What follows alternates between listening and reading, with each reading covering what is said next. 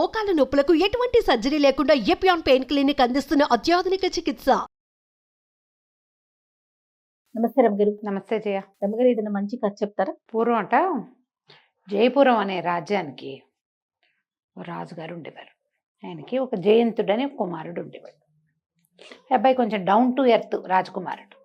అతనికి జయపాలుడని ఒక చెలికాడు ఉండేవాడు. చిన్నప్పటి నుంచి సహాధ్యాయి. ఇద్దరు కలిసి తిరిగేవాళ్ళు. ఈ తిరిగేటప్పుడు ఇద్దరుట సామాన్యమైన బట్టలు, ఒకే రకం బట్టలు వేసుకుని తిరిగేవాళ్ళు. జయపాలుడు ఏం బట్టలు వేసుకొస్తే జయంతుడు కూడా అవే బట్టలు వేసుకునేవాడు. సింపుల్ డ్రెస్సులు.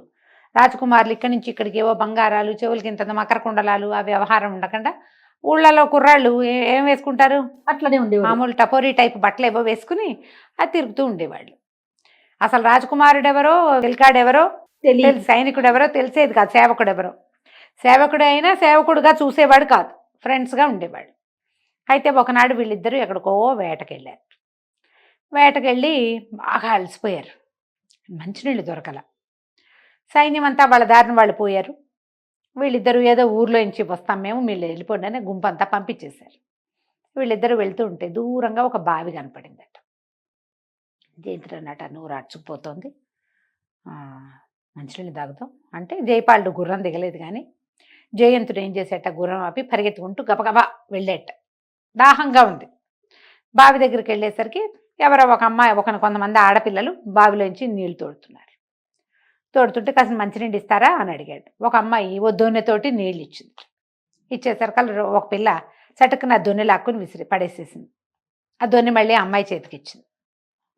ఇది రాజకుమారుడు ఆశ్చర్యపోయి, ఏమిటి అమ్మాయి ఇలా చేస్తుందని 4-5 సార్లు ఆ బొక్కెన్లో నుంచి అమ్మాయి దొన్నెతో నీళ్లు తీయటం, ఈ రెండో అమ్మాయి పారబోసేయటం. 5 సార్లు 6 సార్లు అయ్యాక చివరికి ఊరుకుంది. ఆ దొన్నెతో ఇచ్చిన నీళ్ళు తాగేశాడు గడగడ. తర్వాత ఇంకా కొన్ని నీళ్లు తీసుకుని మొహం కడుక్కున్నాడు. మరి కాసిన నీళ్ళు తాగాడు. ఆ అమ్మాయిని, ఆ నీళ్లు తోసేసిన అమ్మాయిని అడిగాడు, ఏమిటి నేను కొత్తవాడినేనా, నా చేతిలో నుంచి నీళ్ళు లాక్కుని పారబోసారు, ఎందుకు పారబోసావు అని అడిగాడు. అడగటానికి ముందు సత్తా కూడా లేదు, నాలుగు ఎండిపోయింది. ఆ అమ్మాయి ఏమంది, కొత్త వాళ్ళతో అట్లా పరిహాసాలు ఆడం, నీళ్లు బావిలేవు కదా, సాయంకాలం అయింది, చల్లగా ఉన్నాయి, నువ్వేమో చాలా దూరం నుంచి గుర్రం మీద వచ్చి వేడెక్కొచ్చావు, అంత వేడి మీద ఇంత చన్నీళ్ళు పోస్తే నీకు వడగొడుతుందని కాస్త గ్యాప్ ఇచ్చా, ఈ లోపల నువ్వు స్థిమితపడ్డావు, నువ్వు ఈ దగ్గరే ఉండేసరికి చల్లబడిపోయావు, 4 సార్లు నీళ్లు నీ పక్క నుంచి బయటికి విసరబడేసరికి నీ ఒంట్లో ఉన్న వేడి సగం దిగిపోయింది, అందుకని చేశాను అని. ఆ అమ్మాయి ఆలోచన విధానానికి ఆశ్చర్య వేసింది జయంతుడికి. ఎంత తెలివిగా ఉంది. నీ పేరేమిటి అన్నాడు. ఆ అమ్మాయి పేరు మాధవి. ఏం చేస్తారు మీరంటే, మా నాన్నకి గొర్రెలు ఉన్నాయి, గొర్రెల పెంపకం చేస్తాం, ఈ బావికి అవతల వైపు ఉన్న ఊరే మాది అని చెప్పి, ఆ కనపడుతున్న ఇళ్ళే మావి అని. సరే, ఇంటికి వెళ్తే ఆ పిల్లే పదే పదే గుర్తొచ్చింది. ఇంత తెలివి, ఇంత చక్కగా ఉంది, మనిషి బలంగా ఆరోగ్యంగా ఉంది, బాగా పనిమంతురాలైన అమ్మాయి. ఈ నీళ్లు పారబోసేటప్పుడు ఆ బిందె అమ్మాయి నడుము మీదే ఉంది, బిందె మోస్తూ కూడా ఈ పని చేయగలిగింది. సరే, జయపాలుడికి చెప్పాడు, ఆ పిల్ల చాలా నచ్చింది, ఆ పిల్లని పెళ్లి చేసుకుంటాను అంటే జయపాలుడు అన్నాడు, గొర్రెలు కాసే అమ్మాయిని పెళ్లి చేసుకోవడానికి మీ అమ్మ నాన్న ఒప్పుకుంటారో ఒప్పుకోరో నోయ్ అంటే, కాదు కనుక్కుందాం అన్నాడు. తండ్రికి చెప్పాడు, ఫలానా అమ్మాయి చాలా తెలివిగా ఉంది, పిల్ల చాలా బాగుంది, ఇలాంటి రాజ్యాన్ని బరువెత్తటం లాంటి తెలివిగల పనులు బాగా చేయగలుగుతుంది, రేపు నేను రాజు అయ్యాక ఆ అమ్మాయి సహాయం ఉంటే ఈ రాజ్యాన్ని నేను ఈజీగా హ్యాండిల్ చేస్తానని దాన్ని చెప్పాడు. వాళ్ళ అమ్మ నాన్న వద్దన్నారు 6 నెలలు గడిచినా ఈ అబ్బాయికి ఆ పిల్ల మీద వ్యామోహం పోల, ఆ అమ్మాయే కావాలని ఉంది. సరే, రాజుగారు సరే ఒప్పుకున్నారు. సరే, ఒక అధికారిని ఇచ్చి, జయపాలుడిని, నువ్వు వెళ్ళి చూసావు కదా ఆ పిల్లని, ఆ ఊరు తీసుకెళ్ళి ఇదిగో ఈ వస్తువులు ఇచ్చి రాజుగారి అబ్బాయికి వివాహ ప్రతిపాదన చేసిరమ్మని పంపించారు. అధికారిని ఓ పల్లకిని వెంబడి పెట్టుకుని జయపాలుడు ఆ ఊరు, ఆ బావి ఉన్న ఊరు, ఆ వెనకాలన్న ఊరు వెళ్ళి, ఈ మాధవిని చూశాడు కదా, అక్కడికి వెళ్ళాడు. వెళ్ళి నగలు సకావు, దండకడియాలు, కంటే కాసుల పేరు, వడ్డాణము, ఇంకా పాదాలకు పెట్టే పంజేబులు, ఒక వస్త్రాలు అప్పచెప్పారు. అప్పచెప్పి, ఆ రాజకుమారుడు ఈమె అమ్మాయిని పెళ్లి చేసుకోవాలనుకుంటున్నాడు, మరి మీకు సరే అంటే రాజుగారు ముహూర్తం పెట్టిస్తారు, ముహూర్తం రోజున తరలొచ్చి అమ్మాయిని తీసుకెళ్తాము పెళ్ళికి, నువ్వు కూడా రావచ్చని తండ్రికి చెప్తే, అమ్మాయి, ఆయనేమో కూతురికి ఆగేశాడు, అమ్మాయి నీకు పెళ్ళిటే రాజుగారి అబ్బాయి నిన్ను పెళ్లి చేసుకుంటాడంటే, ఆ అమ్మాయి ఏం చేస్తుంది, గొర్రె బొచ్చుతోటి తివాచి నేస్తోంది కూర్చుని. చేస్తారు కదా ఆ పనులు. ఉన్నితో తివాచి నేస్తున్న అమ్మాయి లేచి వచ్చింది. రాజకుమారుడు నన్ను ఎప్పుడు చూశాడు? చూడకుండా పెళ్లి చేసుకుంటారంటే కాదు, చూశాడు. ఒకరోజు మధ్యాహ్నం సాయంకాలం 4 గంటల వేళ ఒక అబ్బాయి నీకు నువ్వు మంచినీళ్ళు తాగడానికి వస్తే నువ్వు 6 సార్లు నీళ్లు పారబోసి చివరికి తాగనిచ్చావు. ఆ అబ్బాయి ఎవరో కాదు, రాజకుమారుడు జయరాంపురం రాజకుమారుడు అని చెప్పాడు. చెప్పేసరికి అదే విలక్షణంగా ఉన్నాడు అనుకున్నాను. సరే గాని మీ రాజకుమారుడికి ఏమైనా వృత్తి విద్య వచ్చా అని అడిగింది. రాజకుమారుడిగా ఉండటమే విద్య అన్నాడు జయపాలుడు. అదేం విద్య? రాజకుమారుడిగా ఉంటాం, మా నాన్న కూతురు నేను, కానీ నాకు ఈ విద్య వచ్చు. మీ రాజకుమారుడికి ఏమొచ్చు అంది. ఏం రాదు అన్నాడు. రాకపోతే నాకొద్దు పెళ్ళి. ఏ వృత్తి విద్య రాని వాడిని నేను పెళ్లి చేసుకోను. ఏదైనా ఒక విద్య వచ్చిన వాడిని పెళ్లి చేసుకోవాలని నా కోరిక. ఆ విద్య అన్నం పెడుతుంది, చేతి నిండా పని ఉంచుతుంది, సంసారానికి ఉపయోగపడతారు. ఈయనేం ఉపయోగపడతాడు? నాకు అక్కర్లేదు, వస్తువులు పట్టుపో వెనక్కి అని మొత్తం ఇచ్చేసింది. తండ్రి మాట్లాడలా. అమ్మాయికి స్థిరమైన అభిప్రాయం ఉంది, చూడు ఎంత బాగుందో ఐడియా. సరే, జయపాలుడు మళ్ళీ వెనక్కి వెళ్ళిపోయి రాజుగారికి చెప్పేసరికి రాజుగారు నాడు అమ్మాయి తప్పిందే చాలు, ఆ పిల్ల చేసుకోనంటుందని చెప్తే సరిపోతుందంటే, నీకే విద్య రాదు కాబట్టి చేసుకోనంటుంది. వృత్తి విద్య అంటే రాజుగారి అబ్బాయి కత్తులు తిప్పడం కటారులు తిప్పడం వచ్చు. కత్తి కటారు తిప్పేవాడు సైనికుడు అవ్వాలి, వీడు అవ్వడు, ఈ అబ్బాయి రాజు అవుతాడు. వృత్తి విద్య ఏం వచ్చు? చేతి విద్య లేని రావు. నీకు రాదనే అమ్మాయి వద్దందంటే ఈ రాజుగారి అబ్బాయి కోపం వచ్చింది. నేను ఏదైనా నేర్చుకుని పెళ్లి చేసుకుంటా, నాకు ఆ పిల్లే కావాలి. సరే, 4 రోజులు బాగా డిస్కస్ చేశారు. మనం ఏం బిజినెస్ చేయాలని ఆలోచించినట్టుగా ఏం విద్య నేర్చుకోవాలి అని ఆలోచిస్తే అప్పుడే పట్టుబట్టలు పట్టుకుని ఒక వ్యాపారస్తుడు వచ్చాడు. ఇది చాలా ప్రత్యేకమైన విద్య అండి, ఈ బట్టలు నేయటం అని చూపించాడు. అప్పుడు ఈయన ఏం చేశాడు రాజుగారు, సరేలే ఏవో మామూలు పిచ్చి విద్యలు ఏం నేర్చుకుంటాడు రాజకుమారుడు అని చెప్పి సరిగతోటి వస్త్రం అల్లటం. సరిగ అంటే అదే ప్యూర్ పట్టు, జరీ, బంగారపు జరీతోటి వస్త్రం నేయటం, అది నేర్పించారు. ఎవరినో 4 మనుషుల్ని పిలిపించి. సరే, ఆ అమ్మాయికి ఒక వస్త్రం నేసి పంపించాడు రాజకుమారుడు. గిఫ్ట్ చేసి, ఇది వేయటానికి వచ్చు నాకు, నువ్వు నన్ను పెళ్లి చేసుకోవచ్చు. సరే, ఒక వృత్తి విద్య అయినా వచ్చిందిలే, తానంతట తనే వచ్చాడు, కుర్రాడు బాగున్నాడని మాధవి పెళ్లి కొప్పుకుంది. మాధవీదేవినిచ్చి జయంతుడికి పెళ్లి చేశాడు. ఈ పెళ్లి సందడి సమయంలో జయపాలుడు కనపడకుండా పోయాడు. ఈ అబ్బాయి భార్యతో హడావిడిలో ఈ పెళ్లిళ్ళలు తర్వాత చేసే కార్యక్రమాలు వ్యవహారాల్లో మునిగిపోయాడు. జయపాలుడు ఏడంటే రాలేదండి. 10 రోజులు గడిగాక జయపాలుడు ఏడంటే కనపట్టలేదండి అన్నారు. జయపాలుడు కనపడలా. సరే, ఈ లోపల ఏమైంది, రాజుగారు మేము తీర్థయాత్రలకు వెళ్తాం, ఇక నువ్వు పట్టాభిషేకం చేసుకోమన్నారు. పెళ్ళై 1 సంవత్సరం 2 ఏళ్ళు అయింది, జయపాలుడు లేడు. సరే, ఇక అయిపోయింది ఆ కథ. మేము తీర్థయాత్రలకు వెళ్ళిపోతాము, నేను ఒక 5 ఏళ్ల పాటో 4 ఏళ్ల పాటో తిరగదలుచుకున్నాను, రాజ్యం హ్యాండ్ ఓవర్ చేసుకోమని కొడుక్కి పట్టాభిషేకం చేశారు. జయంతుడు రాజు అయ్యాడు. మాధవీదేవి ఆటోమేటిక్గా రాణి. రాజుగా 2 ఏళ్ళు గడిచాక ఒకనాటి రాత్రి వీళ్ళు భోజనాలు చేస్తుంటే ఈ చేలికత్తెలు ఊళ్ళో సాధక బాధకాలు ఏవో చెప్తున్నారు.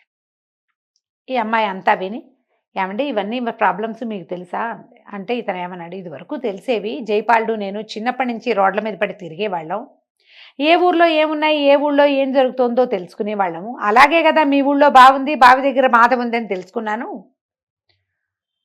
కానీ ఇప్పుడు వెళ్ళకపోవటం వల్ల నేనేం తెలుసుకోలేకపోతున్నా. రాజునయ్యాక నా వల్ల కాదు, నాకు ఎవరైనా చెప్పాలి అనేసరికల్లా ఈ అమ్మాయి ఏమంది, ఇట్లా కాదు, మంది అంత పెద్దది కాదు చిన్నది కాదు రాజ్యం, మీరు కొన్నాళ్ళు దేశాటం చేసి రండి, 4 తెలుసుకోండి ఏ ఏ ఊళ్ళల్లో ఏ సమస్యలు ఉన్నాయి, ఎక్కడ నీళ్లు లేవు, ఎక్కడ నీళ్లు ఉన్నాయి, ఎవరికి చెరువులు పూడిపోయినాయి, ఎవరి ఊళ్ళల్లో మంచినీళ్ళు రావట్లేదు, ఎక్కడ కులాల మధ్య కొట్లాటలు ఉన్నాయి, ఎక్కడ ఏ ఏ వృత్తులు ఉన్నాయి తెలుసుకోవాలి, తెలుసుకుని రాజ్యపాలన చేస్తే బాగుంటుందండి అనేసరికి తను అన్నాడు జయంతుడు, నేను వెళ్తే ఈ రాజ్యం ఎట్లా అంటే నేను హ్యాండిల్ చేస్తా, మీరు వెళ్ళిరండి నేను చూస్తా కదా అనేసరికి సరేనని ఒప్పుకున్నాడు. మాధవీదేవి రాజ్యం చూసేటట్టు, జయంతుడు దేశాటం చేసేటట్టు. సరే, ఇతను దేశాటానికి వెళ్ళాడు. కొన్ని ఊర్లు వెళ్ళాక ఒక ఊర్లో ఒకనాటి రాత్రి అతను ఉండగా ఒక చెట్టు కింద కూర్చున్నాడు, ఏదో కొద్దిగా ఆహారం తెచ్చుకున్న ఆహారం తింటుంటే ఒక యోగి ఒక ఆయన వస్తున్నాడు. జనాలంతా గబగబా దుప్పట్లు పరిచారు నేల మీద ఆయన నడవడానికి. వాటి మీద నడిచొస్తున్నాడు. మరి ఓ రచ్చబండ మీద పెద్ద తివాచి వేసి కూర్చోబెట్టారు. ఎవరు ఏమిటి అని అంటే ఈయన శక్తి యోగి, ఈయన మామూలు వాడు కాదు. ఈయన నేల మీద నడవడు, క్రిమికీటకాలు అవి చనిపోతాయని చాలా పవర్ఫుల్. ఎవరికైనా పని చూపిస్తాడు ఈయన.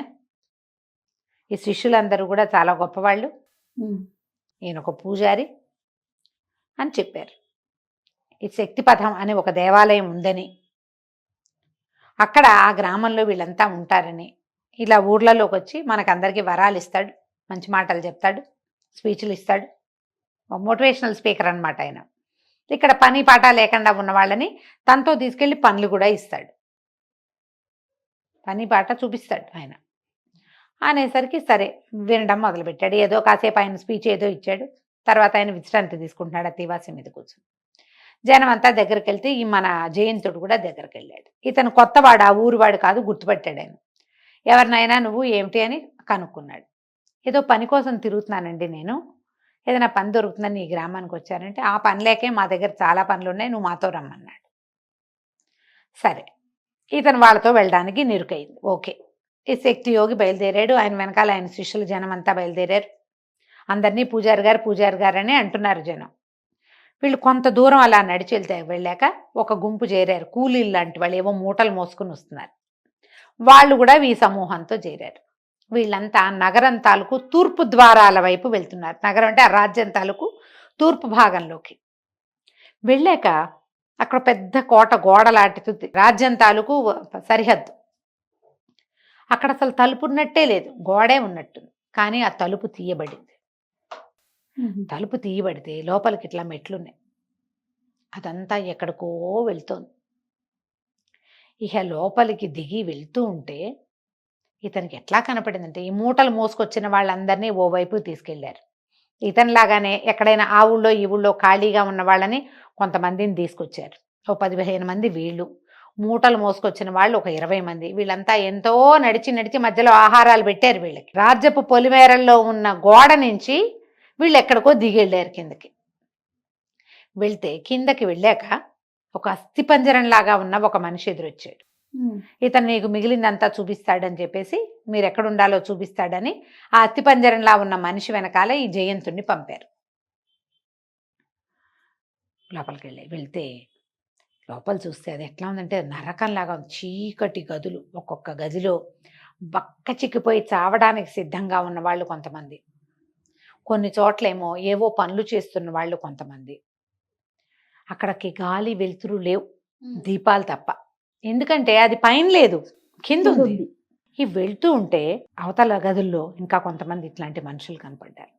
ఆ బక్క చిక్కిపోయిన మనిషి అస్థిపంజరంలో ఉన్నాడు కదా, ఆయన అన్నాడు, ఈ రాక్షసులు ఎంతమందినో తెచ్చారు, నాతో పాటు తెచ్చిన వాళ్ళందరూ చచ్చారు, నేను ఒక్కడనే బతికున్నా, ఏదో ఒక రోజు నాకు కూడా మూడుతుంది అనేసరికి అదేమిటి అన్నాడు జయంతుడు. అంతే, వీడు శక్తి పూజారి, శక్తి గురువు అంటారు ఇతను, శక్తి యోగి కాదు, వీడు భయంకరుడు. వీళ్ళు నరరూప రాక్షసులు, క్యానిబల్స్, నరమాంస భక్షకులు కూడా వీళ్ళు. ఇట్లా ఊళ్ళల్లోకి వెళ్ళి ఎవరో ఒకళ్ళని వెంబడి పెట్టుకొస్తారు. పని లేక అల్లాడుతున్న వాళ్ళని, కుటుంబం నుంచి వేరైన వాళ్ళని తీసుకొస్తారు. ఏదైనా పని చేయగలిగిన వాళ్ళతోటి ఆ పనులన్నీ చేయించి, వృత్తి పనులు వచ్చిన వాడితోటి ఆ పనులు చేయించి క్రమంగా చంపుతారు. పనులు చేయించి దాని ద్వారా డబ్బు సంపాదిస్తారు, వీళ్ళని చంపుతారు మెల్లిగా. ఏ పని రాని వాళ్ళని కూలీలుగా మారుస్తారు. వాళ్ళని ఇక్కడే ఉండి రోజుకొకరిని చొప్పున వండుకుని తింటారు. ఈ పూజారులు అందరూ అంతే. ఇలాంటి పూజారులు చాలా మంది ఉన్నారు. ఈ రాజ్యానికి 4 పక్కలా కనపడతారు. వాళ్ళందరికీ వీడే గురువు. తెచ్చిన బందీలందరినీ ఇక్కడే ఉంచుతారు. వీళ్ళందరూ బందీలు. కాసేపటికి మాట్లాడగా జయంతుడికి తెలిసింది, ఈ అస్థిపంజరంలా ఉన్నవాడు జయపాలుడు. నేను జయంతుడిని చెప్తే గుండె పగిలి సస్తాడేమో అవిసిపోయి అని మాట్లాడకుండా ఊరుకుంటాడు, చెప్పకుండా ఈ జనాలందరినీ, ఇప్పుడు తీసుకొచ్చిన జనం అందరినీ ఓ చోటకి చేర్చాడు. చేర్చంగానే ఆ పూజారులు ఒక 5-6 వచ్చారు. మీలో ఎవరెవరికి ఏమేం పనులు వచ్చంటే ఇతను అన్నాడు, మిగిలిన వాళ్ళందరినీ నోటి మీద ప్రతి వాళ్ళని తట్టాడు, మాట్లాడద్దని. ఏం చెప్పాడు, బాబు సరిగతోటి వస్త్రాలు అల్లటం వచ్చండి మాకు, మీకొచ్చా అంటే ఆ అన్నారు అందరూ. ఇతను అనిపించాడు. సరే దానికి ఏం ముడి కావాలి, దానివల్ల ఏమవుతుంది అంటే అది బంగారానికి 100 రేట్ వస్తుందండి. బంగారం తీగలు కనుక తీస్తే ఆ తీగతో అల్లే వస్త్రానికి బంగారం 1 గ్రాము ఇంత ఖరీదైతే దానికి 10 100 రేట్ వస్తుంది ఆ వస్త్రానికి. ఎవరు కొంటారు? రాజుల ఇళ్లలో కొంటారండి. బాగా బంగారు వస్త్రాలు నేయచ్చు, నాకు ఆ పని వచ్చు అనేసరికి ఆ పూజారి అన్నాడు, నీకు ఏమేం సామాన్లు కావాలో చెప్పు, నీకేం కావాలో చెప్పు అంటే సరే మొత్తం లిస్ట్ రాసిస్తానన్నాడు.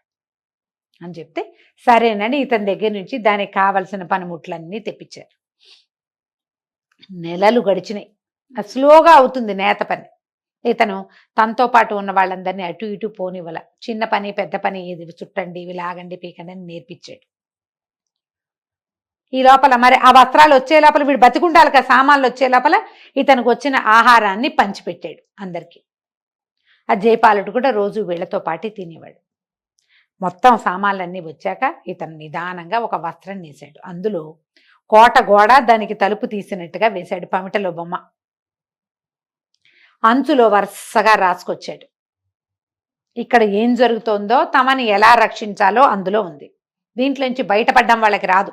అదే రాసి పెట్టాడు. ఇది అయితే ఏమైంది, ఏ పూజారి అయితే ఇతనితో దగ్గరుండి పనిచేయించాడో వాడు అడిగాడు, ఎంత బాగుందో, మెరుస్తోంది, దీన్ని ఎట్లా ఏం చేయాలంటే మన దేశపు రాజు ఉన్నాడు కదా, ఆ రాజు భార్యకి వస్త్రాలు చాలా ఇష్టం.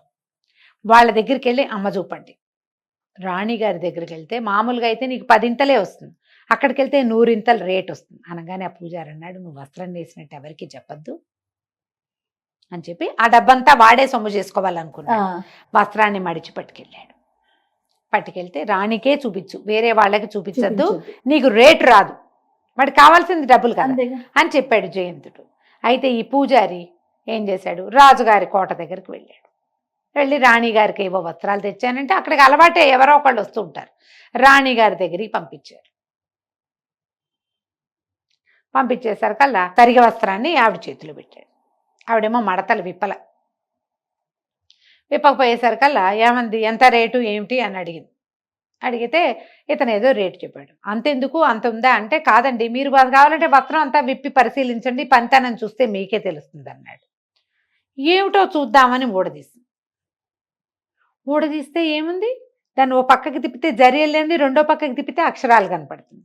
ఏమిటో కనపడుతున్నాయి, చూద్దామని చూస్తే ఆ పమిటంచులో ఇంతకీ ఈ నేసేటప్పుడు అతను కూడా చూడాలి, అప్పుడప్పుడు చూశాడు. ఆ మొత్తాన్ని ఎక్కడ చూస్తారు, వాడిని ఎదురుగుండా కూర్చోబెట్టి చూడకుండా ఈవిడేం చేసింది, లోపల తీసుకొచ్చి దాన్నంతా పర్వాలి కదా. చూసేసరికి దీపం తీసుకురావే అనేసరికి ఒక చెలికత్తె దీపం పట్టుకొస్తే ఇంకేముంది, దీపపు వెలుగులో రాజకుమారుడంతా రాసి పెట్టాడు. నగరానికి మొత్తం రాజ్యానికి తూర్పు గోడ అక్కడ ఇలా ప్రత్యేకంగా తడితేనే తలుపు తెరవబడుతుంది. ఆ లోపల మేము బందీలుగా ఉన్నాం, నాతో పాటు చాలామంది ఉన్నారు, పెద్ద సైన్యంతో రా, ఇక జయపాలుడు కూడా ఇక్కడే ఉన్నాడు అని రాసింది. ఆ కోట గోడ తాలూకు గుర్తు క్లియర్గా ఆ దాని తాలూకు అంచులో పెద్దగా నేసి ఉంది. ఈవిడ వెంటనే ఏం చేసింది, ఉండండి డబ్బులు తెప్పిస్తానని మంత్రి గారిని పిలిపించింది, సర్వసైన్యాధ్యక్షుడిని పిలిచింది. వాళ్ళు రావటం ఏంటి, వీడిని పెడరక్కలు విరిచి కట్టేసి లోపల బారేశారు. వాడు పారిపోయేవాడే. అక్కడ బారేసి ఈ చెప్పిన దారి ప్రకారం అక్కడికి వెళ్ళారు.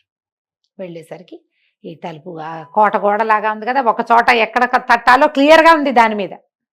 అక్కడ కొట్టేసరికల్లా తలుపు తెరుచుకొని లోపలికి వెళ్తే ఏముంది, లోపల అందరూ ఇవే, కొన్ని చోట్ల మానవ కంకాళాలు, అస్థిపంజరాలు. ఈ శక్తి యోగి పేరుతోటి ఉన్నవాడు ఈ రాజ్యానికి 4 పక్కల నుంచి మనుషులను తెచ్చి వాళ్ళకి ఒక కల్ట్ అక్కడ తయారవుతోందన్నమాట.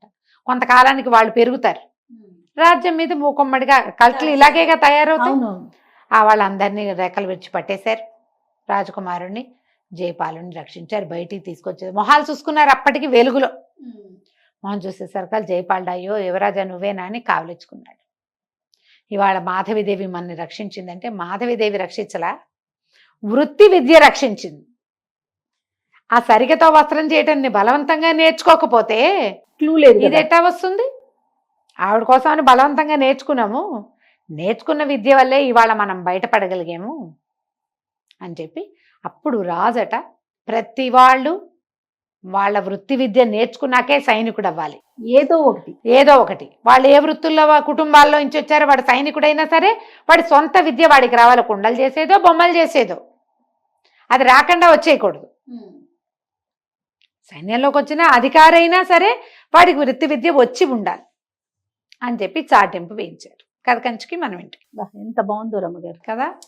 నమస్తే అండి. నమస్తే జయ.